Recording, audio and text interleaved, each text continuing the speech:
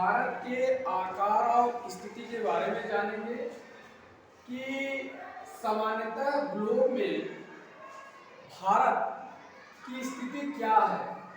लोग भ्रमित हो जाते हैं कि जब वो सुनते हैं कि भारत का अक्षांशीय विस्तार इतना है, देशांतीय विस्तार इतना है, उसी में कंफ्यूजन हो जाते हैं। अगर वो क्लियर कर ले कि अक्षांश रेखाएं ये हैं, देशांतर रेखाएं ये, सबसे पहले हमें जानना ये है कि अक्षांश रेखाएं क्या होती हैं। अक्षांश रेखाएं ग्लोब में जो पूर्व से पश्चिम की तरफ, पूर्व से लेकर पश्चिम की तरफ जो रेखाएं खींची गई हैं वो कहलाती अक्षांश रेखाएं। ग्लोब में उत्तर से दक्षिण की तरफ जो रेखाएं खींची गई हैं उसको कहते हैं देशांतर रेखाएं। आइए अब जानते हैं कि भारत किस स्थिति में है। तो ग्लोब में दो गोलार्ध बनता है, एक आप देखे हैं कि एक उत्तरी गोलार्ध बनता है, एक दक्षिणी गोलार्ध बनता है। इसके अलावा आप देख सकते हैं एक पूर्वी गोलार्ध भी बन सकता है और एक पश्चिमी गोलार्ध भी बन सकता है। लेकिन भारत को देखें तो हम पाते यही है कि भारत उत्तरी गोलार्ध में स्थित है। भारत उत्तरी गोलार्ध में स्थित है। अब उत्तरी गोलार्ध में भारत तो स्थित है, लेकिन इसकी स्थिति क्या है? इसकी स्थिति क्या है? तो हम देखते हैं कि 0 अंश से 30 अंश के बीच में आपका 8 अंश आएगा। 8 अंश 4 मिनट आता है 0 और 30 अंश के बीच में।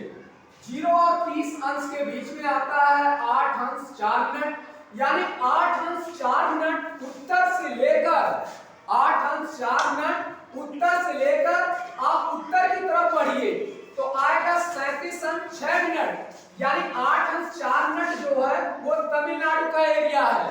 8 अंश 4 मिनट जो है वो तमिलनाडु का एरिया है। उस तमिलनाडु से लेकर आप जब जम्मू कश्मीर में जाएंगे तो वहां पे आपको 37 अंश 6 मिनट मिलेगा, यानी उत्तर से लेकर उत्तरी अक्षांश अगर हम देखें तो आपका आया 8 अंश 4 मिनट से लेकर 37 अंश 6 मिनट तक ये भारत का उत्तरी अक्षांश में स्थिति है।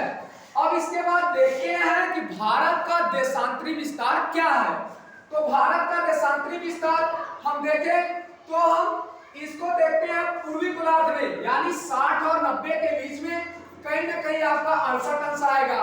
60 और 90 के बीच में कहीं ना कहीं 68 अंश 7 मिनट आएगा। अब 68 अंश 7 मिनट पूर्व से लेकर पूर्व की ओर बढ़िए। 68 अंश 7 मिनट पूर्व से लेकर पूर्व की ओर बढ़िए और कहां तक जाना है? 97 अंश 25 मिनट तक, यानी आप देख रहे हैं 90 और 0 के बीच में कहीं ना कहीं 97 अंश और 25 मिनट मिलेगा। वहीं पे भारत की स्थिति है। तो इस तरीके से हमने देखा भारत का जो उत्तरी अक्षांश का विस्तार है वो 8 अंश 4 मिनट से लेकर 37 अंश 6 मिनट है और भारत का देशांतरी विस्तार 68 अंश 7 मिनट से लेकर 97 अंश 25 मिनट तक है। ये आप डिफाइन अगर कर लेंगे तभी आपको समझ में आएगा 68 अंश 4 मिनट और 37 अंश 6 मिनट क्या है। और दूसरा हम ये देखते हैं कि जो भारत का पूर्व से पश्चिम की तरफ विस्तार है वो कितना है।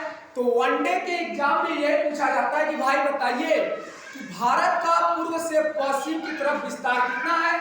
तो ये बता देते हैं 2933 किलोमीटर है। पूर्व से पश्चिम की ओर देखेंगे तो भारत का विस्तार 2933 किलोमीटर है और भारत का विस्तार यानी उत्तर से दक्षिण की तरफ कितना है? 3214 किलोमीटर है। यहाँ पे हमने ये देखा कि भारत की स्थिति क्या है। अगर इस कंसेप्ट को हम क्लियर करते हुए आगे की तरफ बढ़ेंगे तभी हम भारत को डिफाइन कर सकते हैं कि भारत की वास्तविक स्थिति क्या है। अगर ये कंसेप्ट नहीं क्लियर होता है तो हम हमेशा के लिए कंफ्यूजन रहते हैं कि भारत की स्थिति क्या है। आइए अब जानते हैं कि वह कौन सी रेखा है जो भारत को 2 बराबर भागों में बांटती है। तो वो है कर्क रेखा। यही कर्क रेखा भारत को 2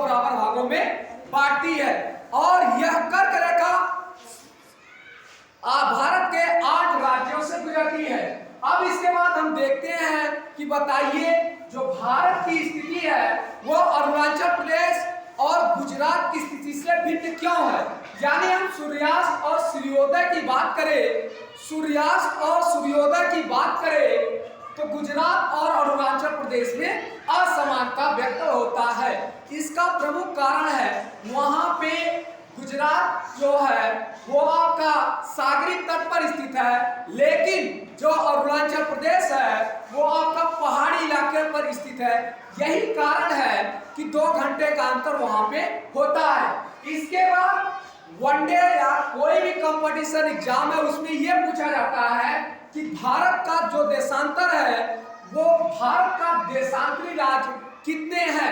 तो भारत का देशांतरी राज्य कितने हैं, 5 आते हैं। भारत का देशांतरी राज्य कितने हैं, 5 राज्य हैं। यानी जो भारत का 82 अंश 90 82 सही 1/2 पूर्वी अक्षांश जो देशांतर रेखाएं हैं वो 5 राज्य से गुजर के जाती है। इस तरीके से हमने भारत की स्थिति और आकार के बारे में अच्छे तरीके से कंफर्म किया। आगे हम अगला पॉइंट फिर बताएंगे।